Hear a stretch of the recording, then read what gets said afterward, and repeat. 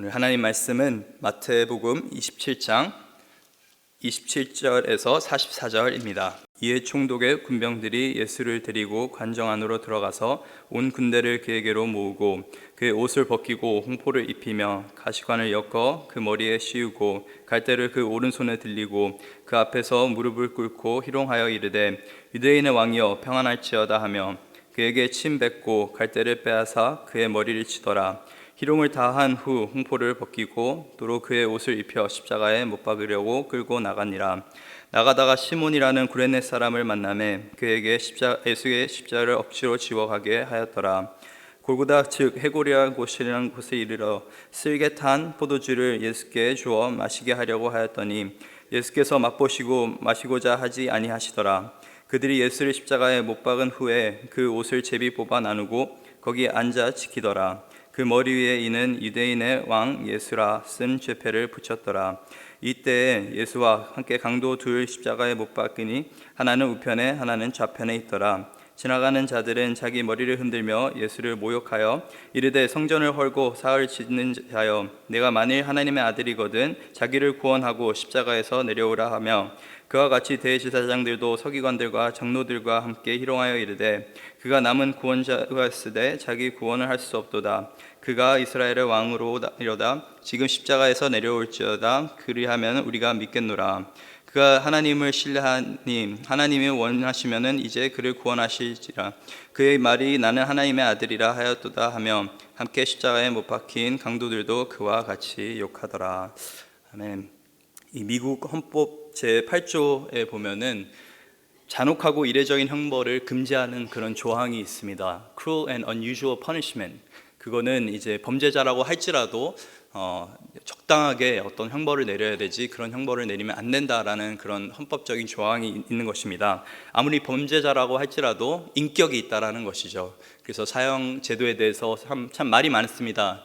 지금 제가 알기로는 27개 정도의 주에서 사형 제도가 아직 있는데 항상 이 대화되는 것이 의견이 나누는 것이 과연 사형 제도는 이 너무나 잔혹하고 이례적인 형벌은 아닌가라는 그런 대화들이 나누게 되고 또 만약에 사형 제도가 괜찮다고 한다면은 어떠한 방법으로 사형을 집행하는 것이 괜찮은가라는 논의를 굉장히 이제 미국 사회에서도 많이 합니다. 저도 대학교 때 이제 거버먼트 수업을 들으면서 그런 토의를 했던 것이 기억이 나는데 근데 이 로마 1세기 로마에서는 이런 토의가 전혀 이루어지지 않았습니다.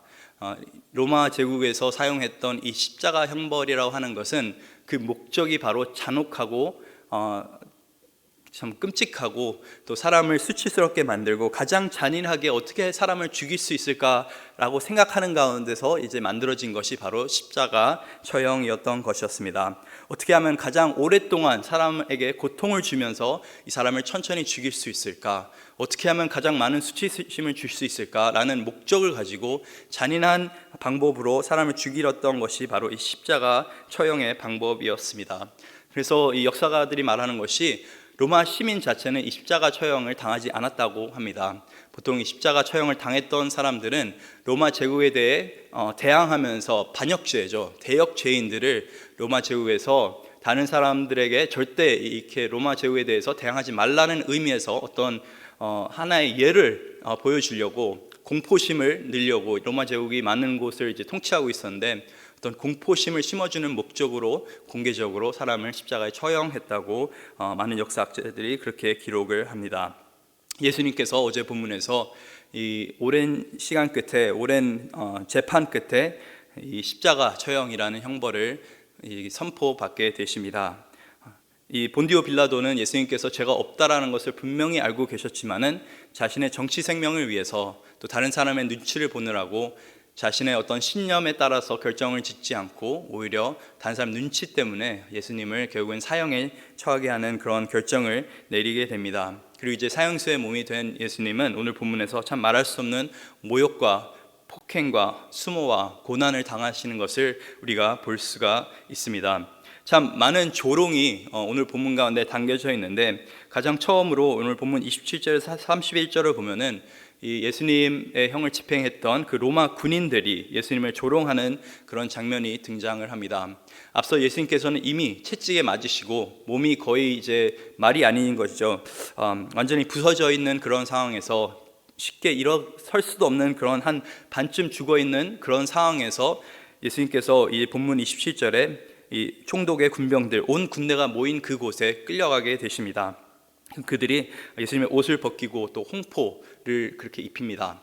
마가복음과 요한복음에서는 이 홍포가 자색옷이라고 그렇게 설명이 되어 있는데, 그 자색옷이 중요한 이유는 보통 황제가 입었던 옷이 바로 자색옷이었습니다. 어떤 부의 상징이었고 권력의 상징이었죠. 그것을 이제 예수님께 입혔습니다. 그리고 그의 머리에는 가시관을 씌우고 손에는 갈대를 쥐어주고, 쉽게 말해 이제 개그맨들이 보통 이제 웃기려고 우습게 분장한 그런 장면들 있지 않습니까? 예수님을 우습게 분장시킨 것입니다. 황제처럼. 그러면서 그의 앞에 엎드리면서 이렇게 말합니다. 유대인의 왕이여 평안할지어다. 예수님을 찬양하는 그런 말이 아니라 조롱하는 말이죠. 이런 모습으로 있는, 이런 우스운 모습으로 있는 너가 무슨 왕이냐라는 말을 하고 있는 것입니다. 예수님의 그 죄목이 반역죄였는데, 로마 황제에 대한 대역죄였는데, 그 예수님의 모습을 보고 지금 로마 군인들이 엄청나게 조롱을 하고 있는 것입니다. 그러면서 본문 30절과 31절에 보니까 그에게 침 뱉고 갈대를 빼앗아 그의 머리를 치더라. 희롱을 다한 후 홍포를 벗기고 도로 그의 옷을 입혀 십자가에 못 박으려고 끌고 가니라. 쉽게 말해 집단 구타를 당한 것입니다. 놀림을 당한 것입니다. 저희가 요즘에 한국 사회에서 이제 뉴스를 틀 때 가끔씩 청소년들의 어떤 집단 구타, 막 아이들을 끌고 다니면서 집단으로 이렇게 정말 해코지하고 그런 뉴스를 보면서도 우리가 참 속이 역겹고, 그런 어떻게 사람이면 저렇게 할 수 있나라는 생각을 들게 만드는데, 정말 이 아무 잘못도 없는, 아무 죄도 없는 예수님께서 이런 모습으로 이제 구타를 당하시고 조롱을 받는 그 모습을 보면은 너무나 모욕적인 방법으로 무자비하게 폭행을 당하는 그 모습을 보고 참 우리의 마음이 너무나 아픕니다. 그런데 이게 끝이 아니라 이거는 시작에 불과했던 것이었죠. 이 로마 군인들의 조롱, 이 왕, 내가 진짜 왕이냐라는 이 조롱 후에 또다시 십자가상으로 예수님께서 향하게 되시는데, 그 십자가상에서 여러 가지 말씀들이 이루어지는 것을 볼 수가 있습니다. 시편에 있는 그 말씀들이, 예수님의 옷을 이제 제비 뽑으면서 나눴던 그것들, 또 이 예수님께서 쓸개에 담긴 것들을 마시지 않는 것들, 다 어떻게 보면 말씀의 그 언약 속에서 이루어지는 것들을 볼 수가 있습니다. 근데 십자가상에서 또다시 예수님을 향한 조롱이 시작이 됩니다. 오늘 본문 35절입니다. 그들이 예수를 십자가에 못 박은 후에 그 옷을 제비 뽑아 나누고 거기에 앉아 지키더라. 그 머리 위에 이는 유대인의 왕 예수라 쓴 죄패를 붙였더라. 이때 예수와 함께 강도 둘이 십자가에 못 박히니 하나는 우편에 하나는 좌편에 있더라. 지나가는 자들은 자기 머리를 흔들며 예수를 모욕하여 이르되 성전을 헐고 사흘에 짓는 자여 내가 만일 하나님의 아들이거든 자기를 구원하고 십자가에서 내려오라 하며. 그래서 두 번째 예수님께서 받으신 이 조롱은 뭐냐면은 내가 진짜 하나님의 아들이냐라는 그 하나님의 아들이라는 그 호칭 때문에 예수님께서 조롱받는 모습을 볼 수가 있습니다.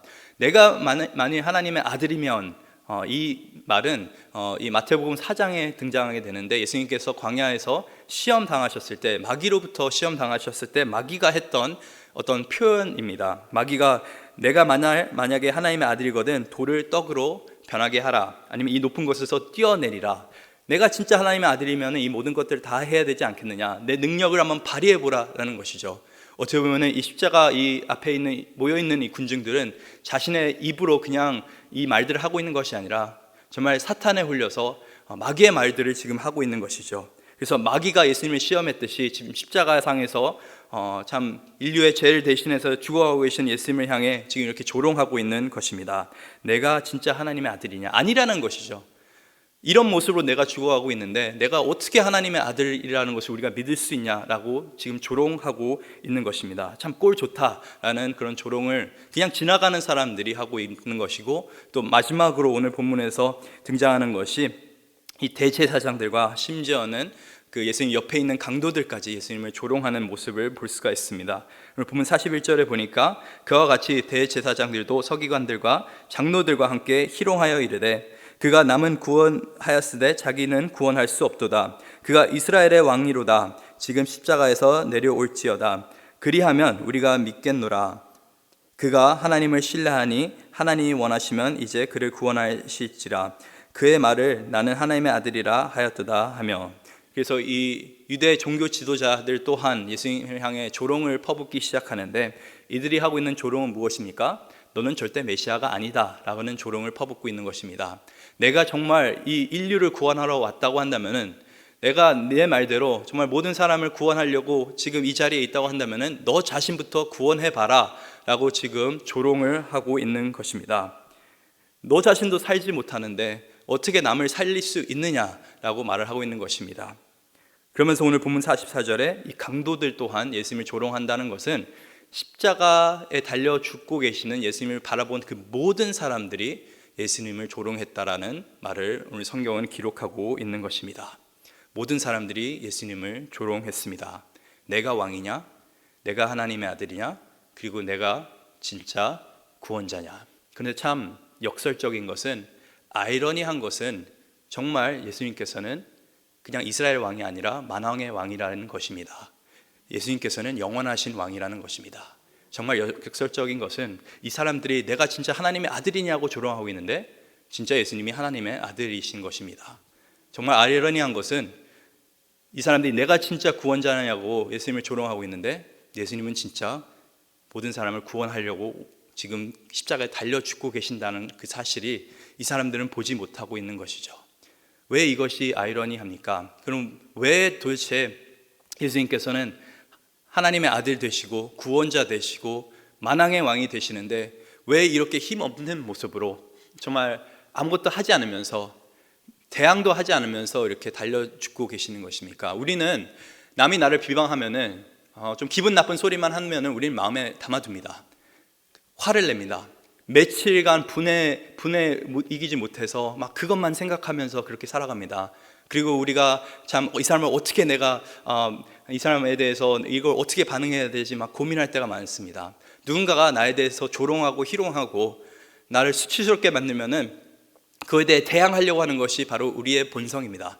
근데 예수님께서는 그 모든 수치와 그 수모와 그 모든 모욕을 들으심에도 불구하고 침묵으로 또 사랑으로 계속적으로 반응하셨던 것을 볼 수가 있습니다. 예수님께서 왜 모욕과 수치를 받으시면서 이렇게 십자가의 길을 가셨습니까?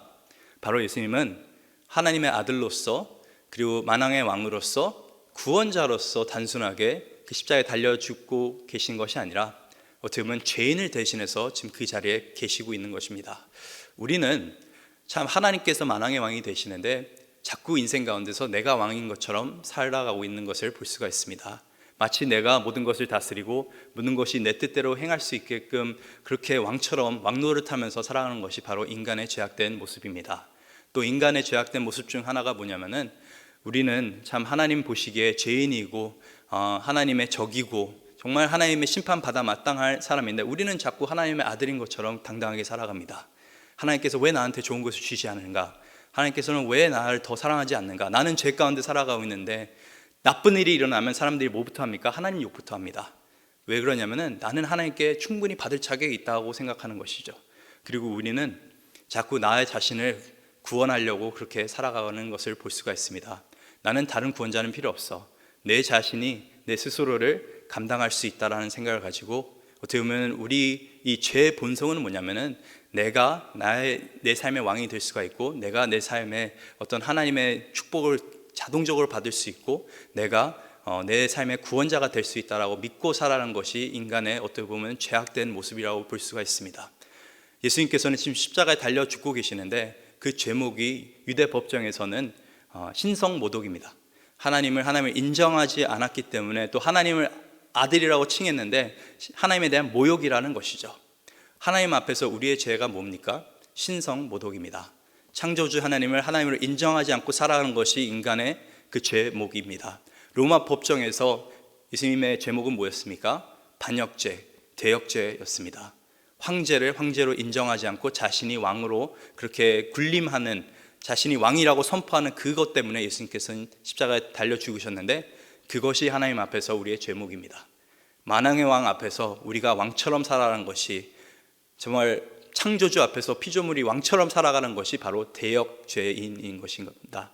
그래서 예수님께서는 철저하게 우리가 받아야 할 심판을, 우리가 당해야 될 고통을, 고난을, 수모를, 수치를 전적으로 받으시면서 그렇게 십자가에 묵묵히 계셨던 것이었습니다.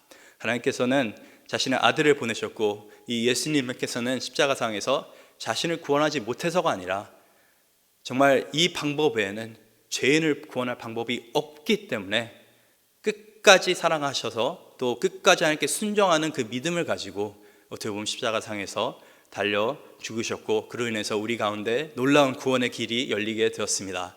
이런 사랑을 우리가 입었다고 한다면은, 이런 큰 은혜를 우리가 예수님을 통해서 누린다고 하면은, 우리는 삶 가운데서 어떻게 살아야겠습니까?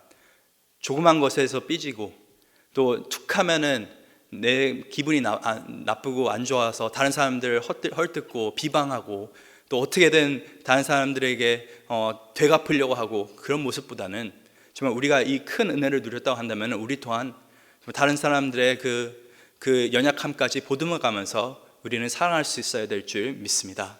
그리고 다른 사람들에게 우리의 자신을 드러내는 것이 아니라 예수 그리스도의 놀라운 사랑을 드러내야 되는 줄 믿습니다. 그래서 이 십자가상에서 철저하게 희생과 헌신과 그 대가를 지불하는 그 예수님을 통해서 우리가 구원을 얻었으니 우리는 사랑하되 끝까지 사랑해야 되는 줄 믿습니다. 하나님께 끝까지 충성하면서 우리의 영원한 왕 되신, 유일한 구원자 되시는, 그리고 사랑이 넘치는 그 하나님의 아들이 되시는 예수님을 바라보면서 인생길을 살아가야 되는 줄 믿습니다. 그래서 오늘 하루도 우리가 십자가를 바라보되 이 예수님을 비방하고 조롱하는 그 사람들의 그 모습이 정말 이 세상의 악한 사람들의 모습이 아닌 나의 모습이라는 것을 기억하면서, 또 예수님께서 나를 대신해서 죽으셨다는 것을 기억하면서 오늘 하루도 우리가 기쁨 넘치는 삶, 감사가 넘치는 삶, 또 하나님께 순종한 삶 살 수 있기를 간절히 소망합니다.